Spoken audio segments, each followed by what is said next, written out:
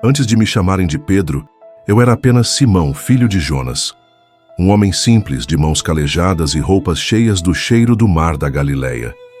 Minha vida se resumia às redes, aos barcos e às noites sem dormir, lutando contra as ondas, para trazer algum peixe à mesa. Não era um estudioso da Torá, nem um fariseu importante. Era apenas um pescador, como meu pai e meu avô antes de mim. Betisda era meu mundo, e o horizonte do lago, o limite dos meus sonhos. Às vezes, na quietude da madrugada, enquanto esperávamos pela próxima pesca, eu olhava para o céu e me perguntava se haveria algo maior para um homem como eu. Mas a vida era dura, e as contas a pagar não deixavam espaço para devaneios. Até que um dia ele chegou à beira do lago, e tudo mudou. O vento ainda trazia o aroma das águas, quando ouvi sua voz pela primeira vez.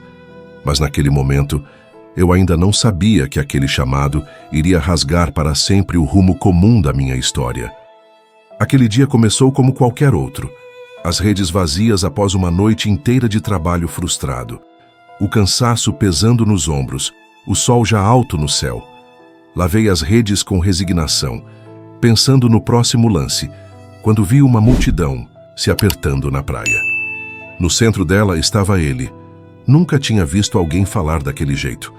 As palavras dele não eram como as dos rabinos, cortavam direto pela alma. A certa altura, seus olhos encontraram os meus, e ele simplesmente entrou no meu barco.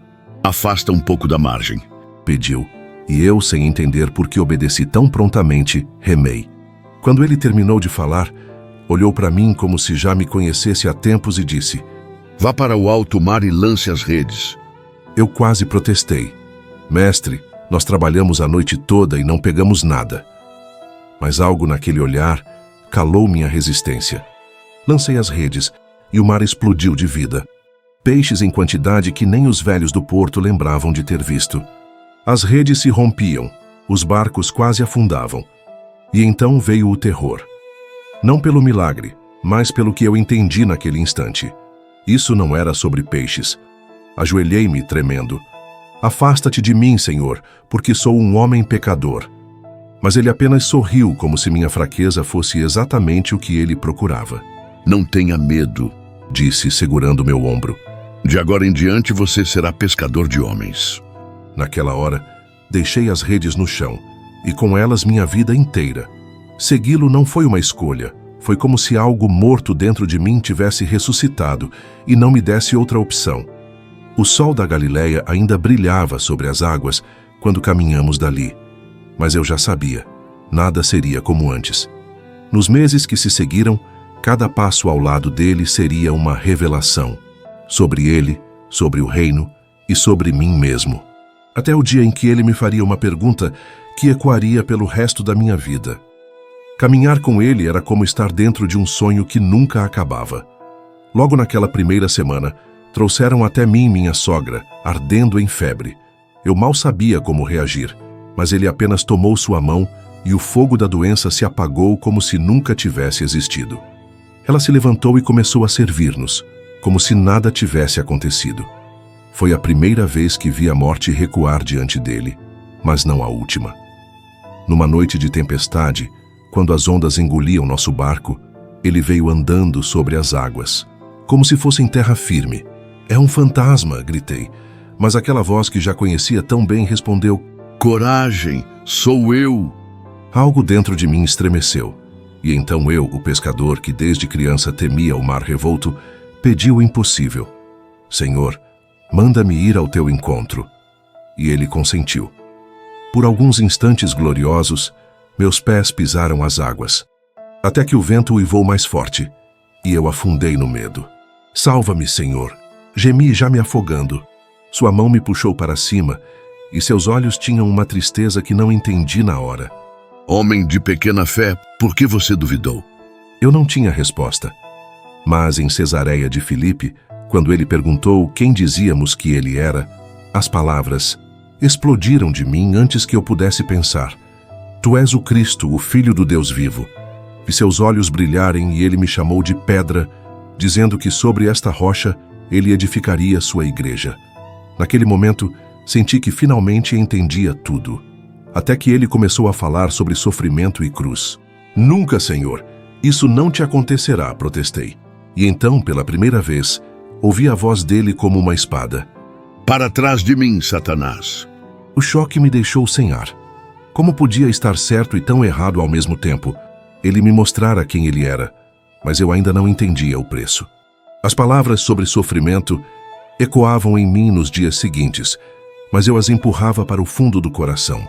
Até que chegou a noite em que todas as minhas certezas se despedaçariam, e eu descobriria que o homem que julgava ser não passava de um estranho para mim mesmo. A noite cheirava a fogueira e medo. Eu havia jurado que o seguiria até a morte, ainda que todos te abandonem, eu nunca, e acreditava nisso com todo o meu ser. Até a hora em que as tochas dos soldados iluminaram seu rosto ensanguentado no pátio do sumo sacerdote. Minhas pernas me levaram para lá como se tivessem vontade própria, mas mantive distância, escondido nas sombras. Foi quando uma serva me encarou sob a luz vacilante das chamas. Você também estava com ele. O coração disparou. Não sei do que está falando, resmunguei, recuando para perto do portão. Mas outra criada insistiu, apontando meu sotaque galileu. Certamente é um deles. E então, com uma maldição que ainda me envergonha, eu gritei: não conheço esse homem. No mesmo instante, um galo cantou. E ele virou-se. Através da porta aberta, nossos olhos se encontraram. Seu rosto estava marcado por golpes, mas o que me esmagou foi a expressão nesses olhos, não de raiva nem de surpresa, mas de uma dor tão profunda que parecia conhecer meu coração melhor que eu mesmo. Foi então que lembrei de suas palavras. Antes que o galo cante, você me negará 3 vezes. O chão sumiu sob meus pés. Corri para as trevas, soluçando como uma criança. A vergonha me devorava por dentro. Eu, que jurara lealdade, o traíra no momento mais crucial. A noite toda me consumi em lágrimas amargas, certo de que jamais poderia olhar em seu rosto novamente. O pescador corajoso, a pedra da igreja, revelara-se um covarde mentiroso. Tudo o que restava de mim era um grito silencioso. O que eu fiz?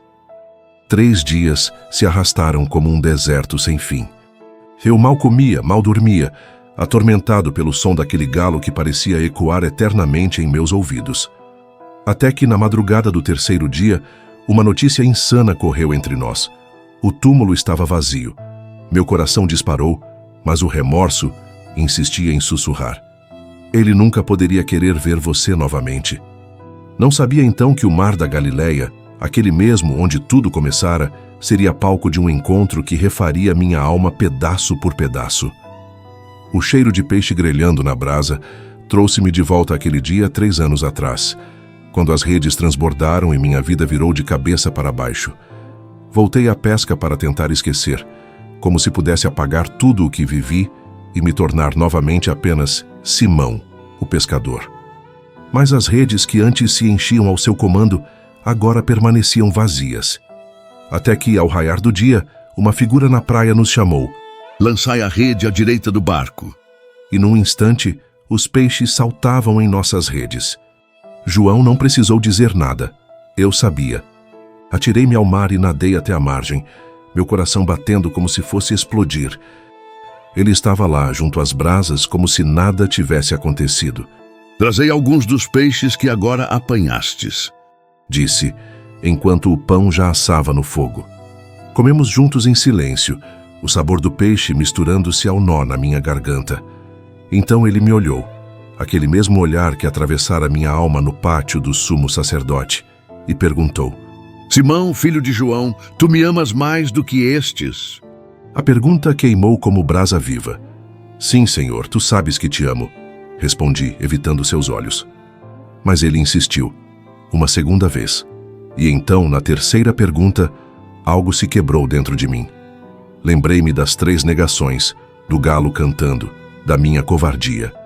Senhor, tu sabes todas as coisas, tu sabes que te amo, supliquei, minhas lágrimas caindo sobre o pão que ele mesmo partira. Foi então que entendi. Cada apacenta as minhas ovelhas era um perdão, um novo começo. Ele não me chamava pelo que eu era, mas pelo que por sua graça poderia me tornar. E quando acrescentou: Em verdade te digo que quando eras mais moço, mas quando fores velho... Senti um frio percorrer minha espinha. Ele estava me mostrando que o amor custa tudo, até a própria vida. Mas agora, diferente da última vez, eu estava pronto para ouvir. O sol nascia sobre a Galileia quando deixamos a praia, mas em meu peito já raiava uma coragem nova. A jornada que começara com redes cheias de peixes agora me levava a águas mais profundas. Jerusalém me esperava, e com ela, um fogo que nenhuma perseguição poderia apagar. O vento começou como um suspiro, e em instantes transformou-se num rugido que encheu toda a casa onde estávamos reunidos. Chamas como línguas de fogo pousaram sobre cada um de nós, e de repente, que mistério glorioso! Minha boca se abriu, e palavras que não eram minhas fluíam como um rio. Saí às ruas e, para meu espanto, peregrinos de todas as nações compreendiam minha fala como se eu conhecesse suas línguas desde o berço. O que significa isto? Ouviam-se vozes atônitas na multidão. Alguns zombavam, dizendo que estávamos embriagados. Então senti aquela mesma coragem que faltara na noite das negações inflamar meu peito. Ergui minha voz sobre a praça, e as palavras que saíram de mim não eram minhas, mas do Espírito. Homens da Judéia e todos os que habitais em Jerusalém. Pela primeira vez, declarei sem medo que aquele que fora crucificado era o Messias prometido. Minha voz, outrora trêmula diante de uma criada, agora ecoava pelas ruas de pedra. E quando terminei, algo ainda mais milagroso aconteceu. 3.000 almas perguntaram como poderiam ser salvas. Mergulhei suas vidas nas águas do batismo naquele mesmo dia, e a comunidade dos crentes nascia como um novo Israel. Mas os milagres não pararam ali. Quando um coxo de nascença, que mendigava à porta formosa, me pediu esmolas, olhei em seus olhos e disse: Não tenho prata nem ouro, mas o que tenho, isto te dou. Em nome de Jesus Cristo, o Nazareno, levanta-te e anda. Ao segurar sua mão, senti os ossos dele se fortalecendo sob meus dedos.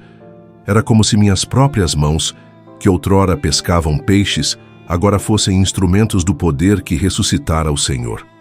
Os sacerdotes e saduceus não demoraram a nos prender por isso. Mas quando me colocaram diante do sinédrio, a mesma boca que negara Cristo por medo de umas criadas, agora declarou: Não podemos deixar de falar do que temos visto e ouvido. A perseguição que se seguiu apenas espalhou as sementes da palavra para terras distantes. E eu, que antes não ousava cruzar fronteiras, logo me vi diante de uma revelação que abalaria os alicerces de tudo o que eu pensava conhecer sobre a vontade de Deus. Eu ainda sentia o cheiro do templo em minhas vestes quando subi ao eirado para orar. A cidade de Jope se estendia abaixo de mim, suas vielas cheias do vai-vem de mercadores e pescadores. Enquanto aguardava o almoço, um torpor caiu sobre mim, e então veio a visão. O céu se abriu e um grande lençol descia, cheio de animais que toda a minha vida aprendera a serem impuros. Répteis, aves de rapina, criaturas que jamais tocariam meus lábios piedosos. E uma voz ecoou: Levanta-te, Pedro, mata e come. Meu corpo inteiro se enrijeceu de horror. De modo nenhum, Senhor. Nunca comi coisa alguma comum e imunda. A voz insistiu, e pela terceira vez, travamos este diálogo impossível. Quando o lençol subiu ao céu, fiquei perplexo, tentando decifrar o significado.